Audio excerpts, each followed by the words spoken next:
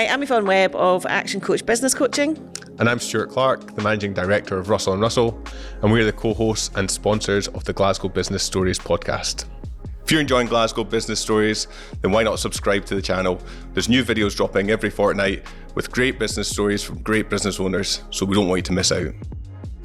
Lisa, welcome to Glasgow Business Stories. Thanks for joining us. Thank you for having me. So let's start by you telling us who you are and what you do. Okay, I am Managing Director at VWM Wealth. So we are a boutique financial planning firm. We look after 110 families. We're just based in city centre of Glasgow, and we help high achievers to enjoy their money and to connect with it. Okay, and you describe yourself as a boutique Yes. firm. What does that mean?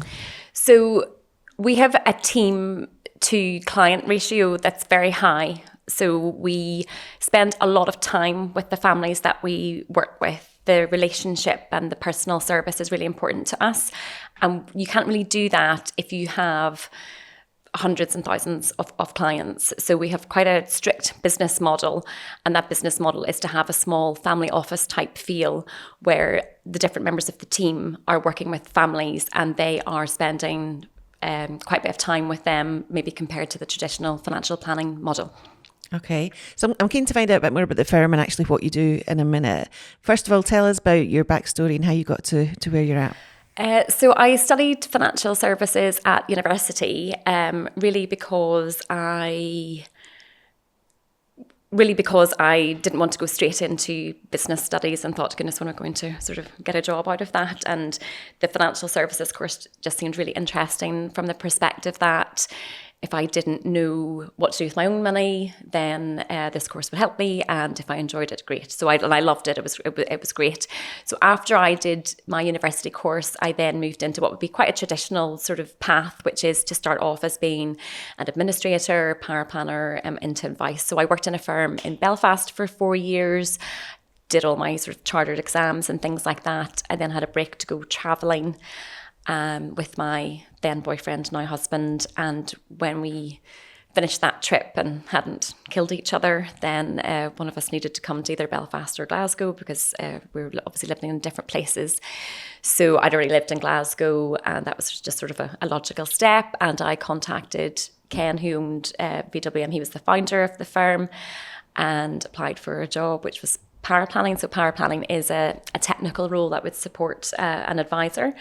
And the rest is history, I suppose, because I just started that and he was a great mentor, developed me into an advisory role, director position. And then whenever he stepped back, I was sort of a logical choice for him, for helping him to build the firm along with some of the other members of the team to take the firm over, which we did in 2019. So we did a management buyout, which is due to finish at the end of next year.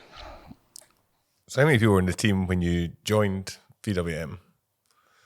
It was actually similar to what it is now. I think it was 9 or 10. Yeah, that would be about right. And was other people there that potentially could have been succession planning, or was it, did you come in with that view to, I want to take this business on, or did you just fall into it? Yeah, I just came in to do a technical role. That was probably what my DNA or makeup was at that time. And had I not worked with Ken, I'm not sure I would have been in the sort of advisory, sort of business acumen type headspace, because he sort of helped me to develop and build that. I might still have been in a very, very technical role otherwise. So I didn't have any aspirations to be a business owner.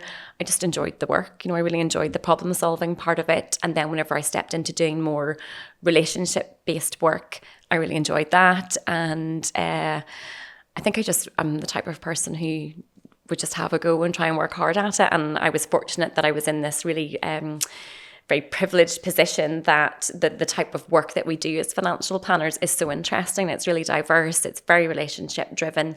And if you have got a good technical foundation, it's wonderful because you're able to deliver a very complex service in a very simplistic way and try to connect the families with, a lot of stuff that they don't really want to be doing in the background. So I didn't aspire to be a business owner, but then whenever the opportunity came along, I thought, all right, yeah, I quite fancy that. And it's probably very naive because I didn't have any idea what that would entail.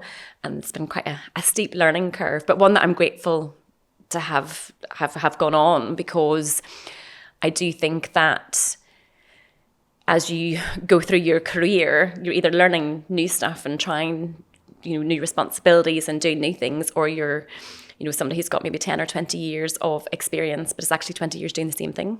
And I wouldn't probably enjoy that so much.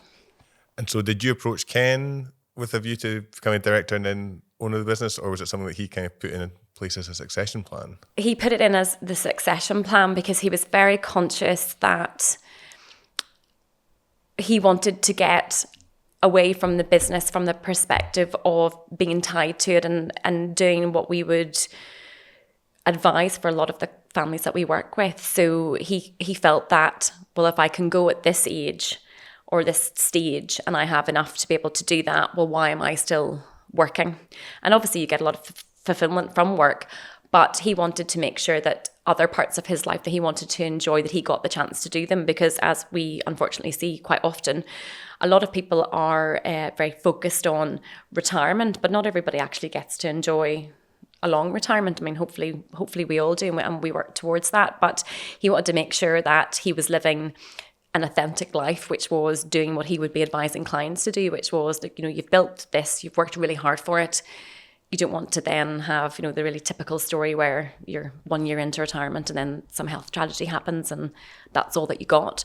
So he was really keen to make sure that he enjoyed his time with his family and other things that he wanted to do. So it was really initiated really by that, because as he started to look into that and to think about, well, how do I secure that for the future? It became more and more obvious that trying to do sort of what I could call consolidator route. So in financial planning, there's a lot of private equity money. There are a lot of corporates, big organizations which buy smaller financial planning boutiques, and there will be quite a movement in financial planning around the independent firms to keep your independence, to keep that family office feel, to keep that very personalised service. So Ken really didn't want to be feeling the Tesco test where you see the clients and you're hiding from them. I wanted to make sure that they were looked after, and he wanted to make sure that the culture that he had worked really, really hard to build continued. So it became more and more sort of obvious as we started to look down the various routes that something internal would be the route. So we looked at employee ownership trusts and we looked at management buyout, and that was just the most viable thing for what he wanted to do. And then we started sort of planning around that to see how that would work. And yeah, I think that he wanted to make sure that the company continued in the sort of style that he had built. And I was very much in tune with that, because I remember saying to him, like, if the consolidator thing is an option, the only way I would do that is if he was ill, if it had been a fire sale, as they would say, I'd go and do the 2 or 3 years or whatever to make sure that he was okay, his family was okay. But I do not want to go and work in one of these big corporate organizations. I really value having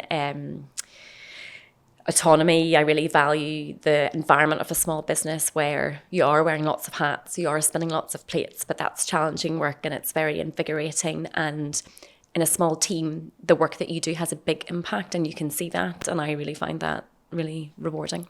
And was there any hesitation with regards to accepting that role as sort of taking on the managing director, considering you'd never had that experience or kind of hadn't really set out to do that? I think that I was incredibly naive and had absolutely no idea what that meant. And I just said yes and thought, I'll work out how to do it. And at the time Ken and I had the discussions, he had already stepped back from advising the clients. He was working very strategically on the business, and he had done enough, advice and managing client relationships and the annual sort of calendar checks about, these rules have changed, how does this affect clients, what do we need to apply for, etc., etc. So I was running all of that, and I think I felt very, very stupidly that, well, that's all fine, the rest of it, I'll work it out.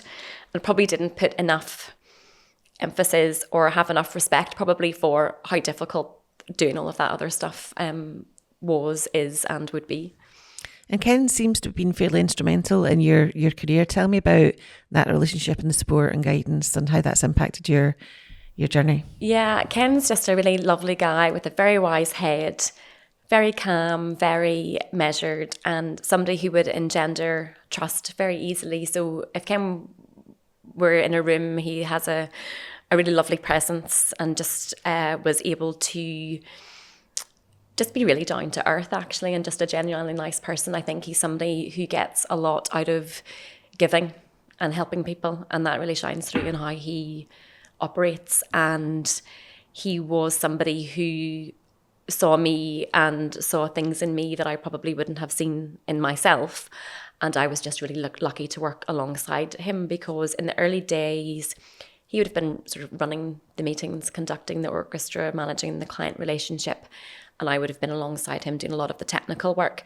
So he was really grateful when I joined the business, because I was a real technician and I was chartered and all this sort of stuff. And he felt, oh, this is great. This will be an additional bow to the firm. And then that allowed him to step back from doing so much of that, because he had done it for a long time, and for him really just to enjoy that client relationship side of the work. And he was excellent at that. So I was sitting alongside him, and I just learned so much from him, from watching him, because he was just a natural, just a really like a natural relationship person. And for those of us who don't operate in your world or have no experience of it, can you break down or bring to life exactly how you help families and individuals? Yeah, I think that sort of traditionally financial advice or financial planning would have been a very product-based industry, and now we would talk about it being a profession. So the sort of industrial factory line approach would be to be talking about your pensions or your investments or your tax planning, and those things are all really, really important, and it's really important that we do them well, but they're probably about 10% of the impact of the role. From an operational perspective, it's where all the work is. I mean, all of the team that sit behind me, they work incredibly hard to make sure that that's all correct, and it's really important that it is. But what I think brings us to financial planning rather than financial advice is this sort of trusted advisor role, and actually sitting down with the families and helping them to plan out what's actually important to them about their money. We use cash flow modelling for that, and most high quality financial planning firms now would do that as standard. And I think that what we're trying to do is give families a bit of clear thinking time. So we're generally working with people who are high achievers. They're very busy in business or professional life, and they will be performing there excellently, but they perhaps aren't thinking so much about their personal planning and their personal financial advice. And you'll know this from personal experience, I'm sure. You know, 1 year goes into the next, and we must get round to looking at that pension, I must get round to doing this. So they delegate all of that out to us. But then our conversations are really more about, right, well, rather than your pension is up, down, left or right, however many percent, what is that actually going to provide you?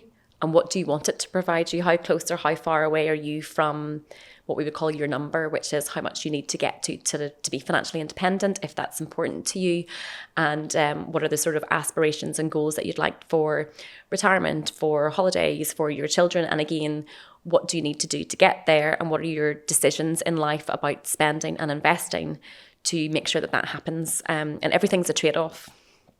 And it's trying to get a couple usually to sit down and work out what their priorities are in those areas, and to get them to agree on that. And you'll have lots of relationship dynamics to manage around that, because in most couples there's a saver, there's a spender, and there's a risk taker, there's the cautious person, and their own sort of conditioning around money, how they spend it, how they see it, how they view security about it, comes into a lot of relationship dynamic. So we talk a lot about that, so that people feel connected to their money. They understand why they feel the way they do about decisions that they make.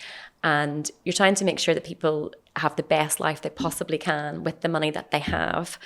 And it isn't about, scrimping on buying coffees and things like that, but it is about saying, if you buy, I don't know, this car at X amount, £100 per month, the impact on you is this. So is it more important for you to have that now, or to have this later.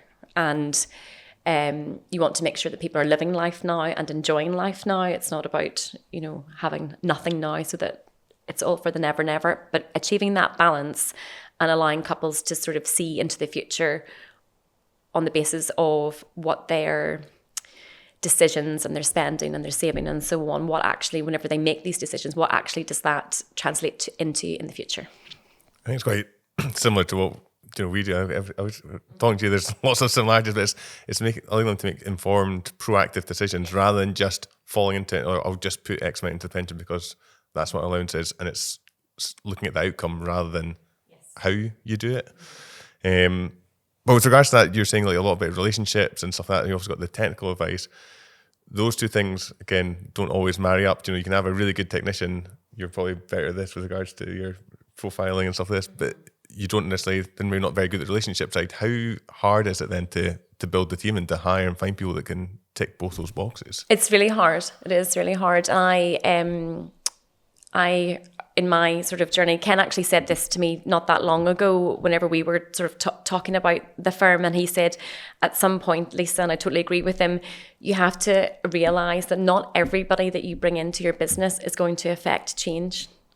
And if you are the person who affects change, it can be quite hard actually to recognise that that's not maybe everybody's talent, but their talents are other things that you don't have. And that's probably the lesson that I have sort of come along during my journey. And I remember Ken saying to me quite early on, Lisa, you're very fortunate because I wish I had what you have, which is you've got the technical ability, but you also are a human being and can have a relationship. I think we've been very lucky because whenever I look around our team, they are all really lovely people. They're outgoing people. They're very chatty.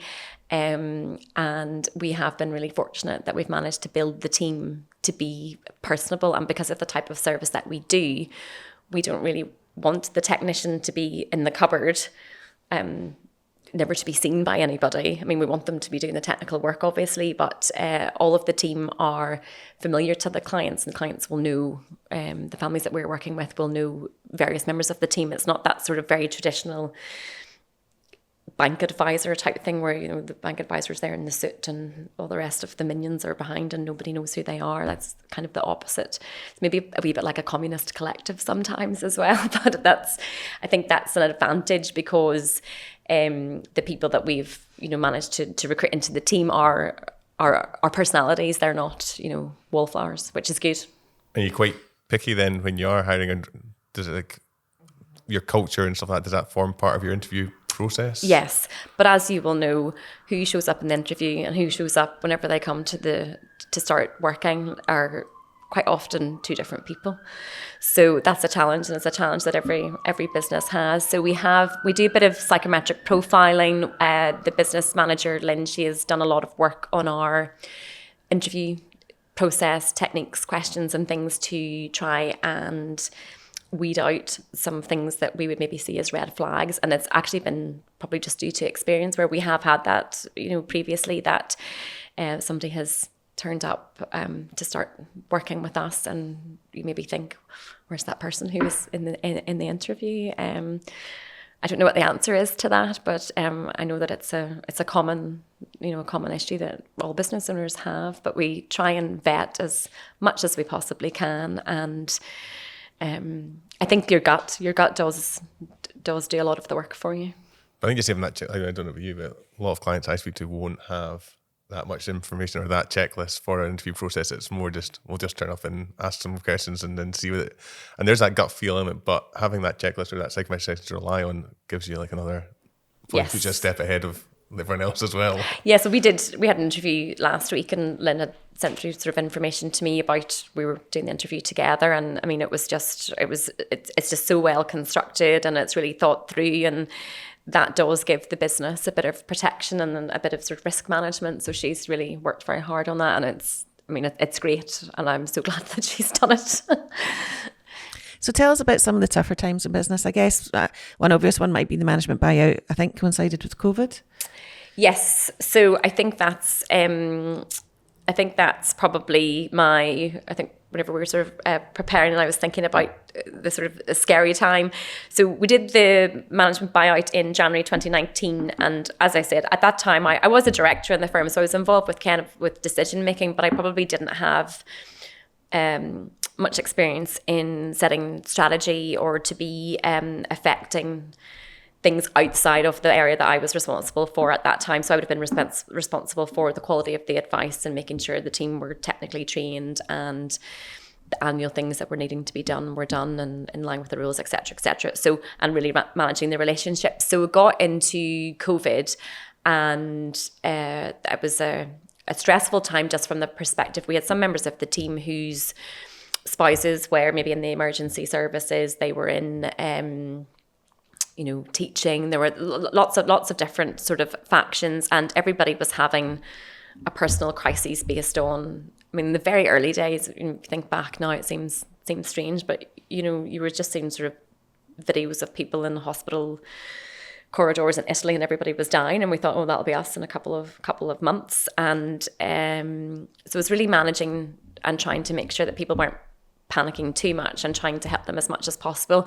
We moved to work from home, I think, about a week before it was enforced, because we knew that I think this is going to happen. So we did that to try and make sure it worked. So if we needed to go back in the office and get things, but we also had online meetings. So we already had online meetings, so we weren't bothered about that. But the psychological impact to me was quite a lot, because the markets were falling. Clients were needing reassurance about that, but it wasn't like a normal market crash. People were actually more worried about their health than their wealth, which is not the usual experience, but they were worried about wealth as well to an extent, and just trying to just move, as everybody did, had to move to work from home, but everybody just sort of rolled up their sleeves, got on with it. And after adjusting to it, it was fine. But we had our office manager at the time, so she had left the business just before, and we had to learn then how we're doing these accounts, and that's when I phoned Stuart and said, I think I need to move this to sort of digital setup, and Stuart and James helped us with that, which was great. And it was a really scary time. It was very pressured. So I had 2 young kids. They were not at nursery, and that was a real juggle. My husband was working as well, and we were doing a house extension at the time too. So that's quite stressful by itself.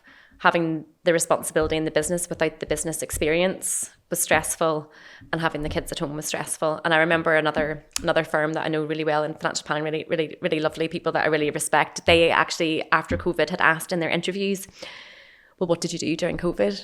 And I remember just thinking, I just tried to survive, and that was basically what that sort of maybe a year and a half was. But I think back on it and the lessons that I learned, and I think just sort of the grit and the determination that the team showed. And now if I have a challenge, I just think, well, it can't be as bad as 2020. So it'll be, I mean, nothing happened, there weren't any detrimental sort of impacts to the business. It was more my own concern about juggling so many plates.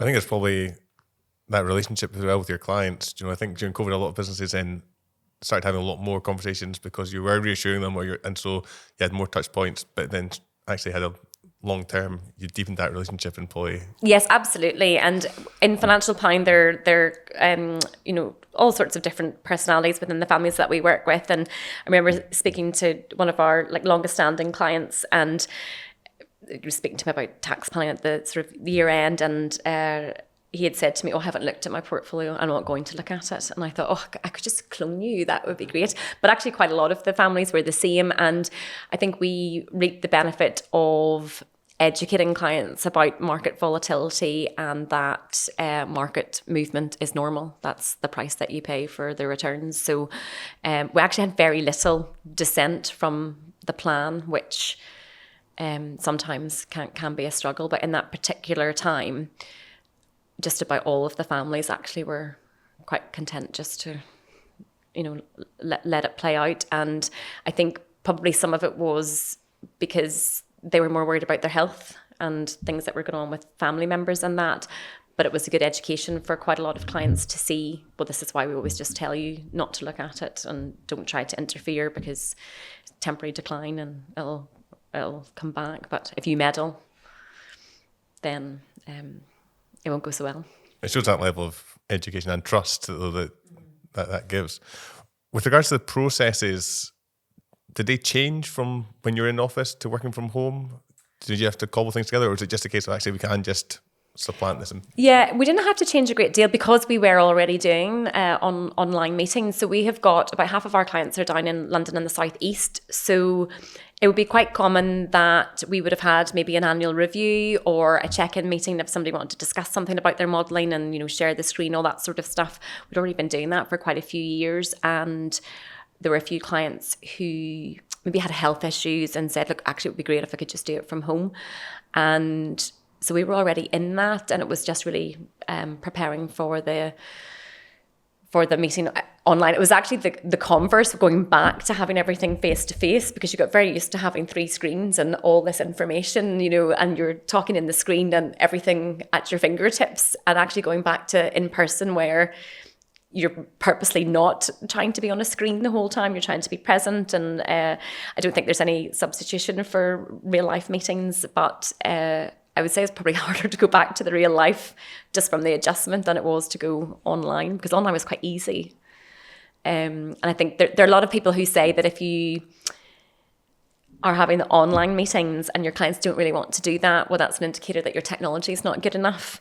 But I actually think the opposite, which is that if your clients are wanting to do that instead of having an in-person meeting, it's maybe that your relationship skills aren't good enough. Because I think almost all of our families, they do online things from time to time, but everybody values just having that time in our meetings. So they have quite a lot of clear thinking time, and we put them under a bit of accountability pressure from, I suppose, the coaching type of side of managing the money.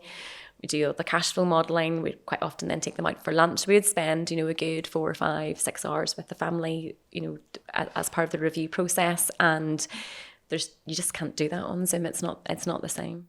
I always think there's the kind of what seem to be inconsequential conversations, like the kind of how are you doing, what have you got planned for the weekend, or like stuff like that. And that exposes something. It's like, I'm planning a big holiday, or I'm planning. It's like, and then it's like, how does that impact your planning? Or whereas they might not bring it up, it's something they might not necessarily think of, but it might be something, a wee nugget that you suddenly can latch onto, and you wouldn't have come up if you didn't have that space for that in the meetings. Yes, and that's why we sort of introduced some of the coaching tools to the meetings, because you would typically ask a family about updates or what was happening over the next year, or things that you would need to know about. And it would be quite often that people, because they're just on the treadmill, would answer with, oh, just working away, I've got a few holidays booked, and yeah, family are well, and now let's go on and talk about investments. So the coaching changed that, because we now put them under a bit of pressure to say, right, over the next 12 months, what are the things in your family life, in your business life, in your hobbies, in your health, etc., that are important to you.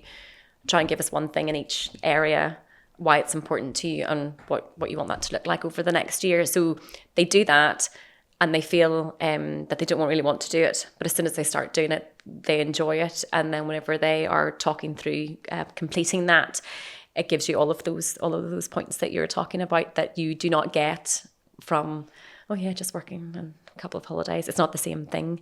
So it's just forcing people to think, and to make sure that they are on the path and the track that they want to be on, and to nicely nudge them to make sure that the money that we're managing for them and helping them to plan is actually serving a life that they want to live. Because it's just so easy to be work and not really stop and take stock to think about, well, actually, what do I want to be doing with my time? What do I want to be doing in relationships and seeing people? And what do I value from like a purposeful life? What health, hobbies, fitness, all of that sort of stuff.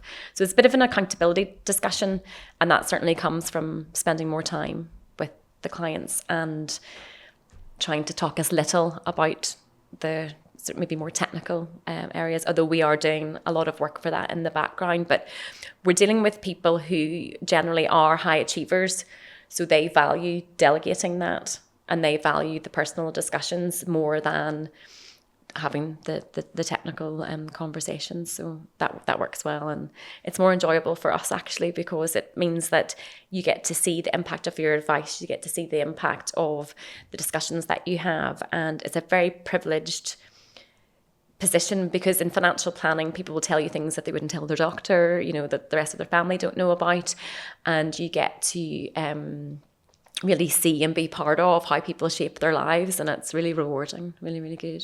Does it surprise you the amount of people that haven't got that in place? Because I meet business owners a lot who maybe aren't high net worth individuals, but still have had no planning at all. Yes, because business owners probably sort of very typically are very, focused on the business, and you would speak to them and they would be able to tell you to the nth degree lots of different things about their business.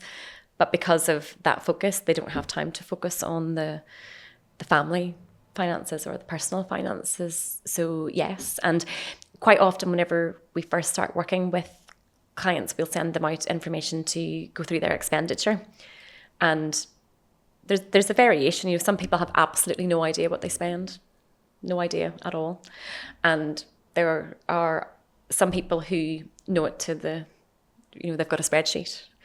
And so we had a new record this year for that information coming back of 2 hours after we issued all the questionnaires. All the very organised person. Somebody who knew it all already. So. And I'm interested. I've got 3 kids who are now becoming adults, and we were talking about financial literacy. How much of an impact on what you do has had on your children and how you help them plan? Does that follow through into your home life? Yeah, I think, you might have seen sort of recently in the media that in England, certainly, that they're now going to introduce financial planning and advice into the curriculum.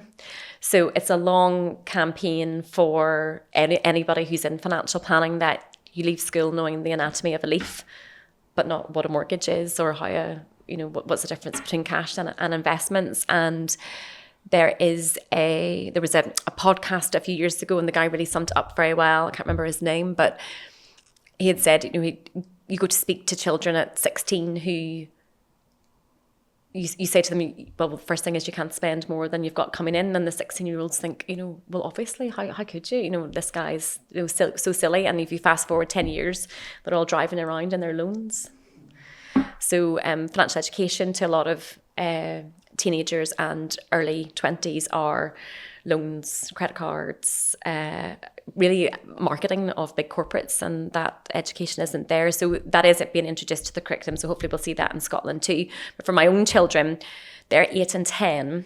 One is a real saver and one is a spender, and they're both in the same family. It's just, and you'll know from having children yourself. I don't know, the saver will not buy anything. He likes counting the money. He likes actually having the money more than buying the things, whereas the other one would have it spent as soon as they get it. So we save and invest for them. We use Rooster, so there's so much of their money that they get for birthdays and Christmases, and there's like a savings account, there's a charity account. So we try and teach them a little bit, and we'll keep doing that. And we also, they went to school not so long ago to go to the shop afterwards and lost the money and came back, and it was only £2 coin, but they came back and said, oh, can I have another one? And I was like, no, you absolutely cannot. You should have looked after it. So you've got to, I do sort of, I am concerned that they don't grow up to be spoiled. So I want to teach them the value of money. But in society today, children just get,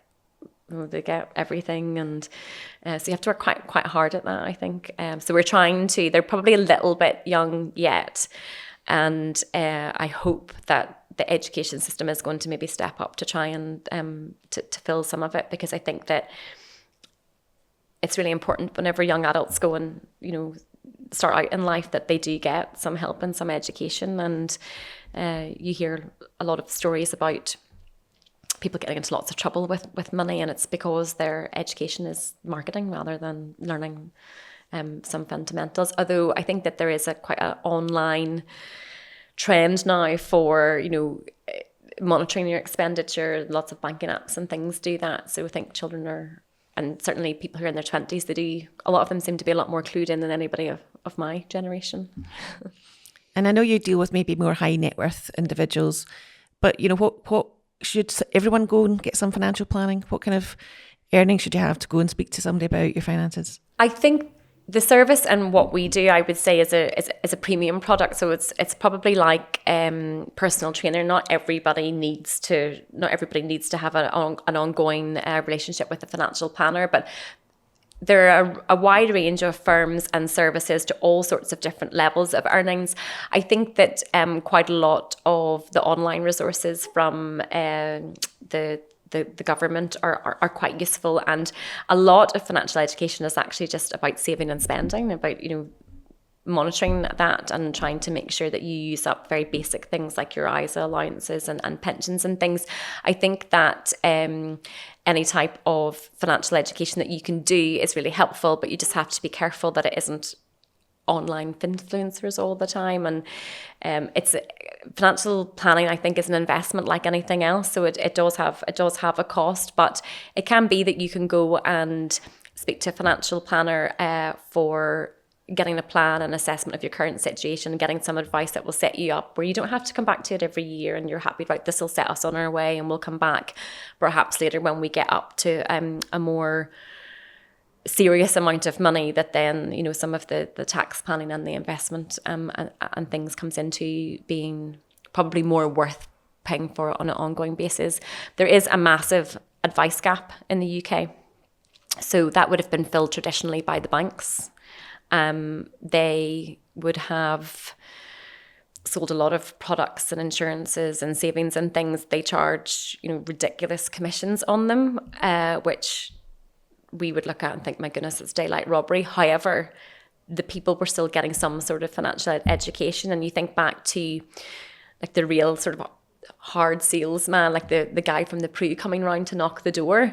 But those people had life assurance then, whereas now people don't have it because that's all done away with. So, there's a real sort of, I don't know, like a trade-off really that, yes, there are, historically there would have been these people who would have been doing that type of planning, and by modern times it's not cost effective, etc. But it meant that demographic were served, and there's a real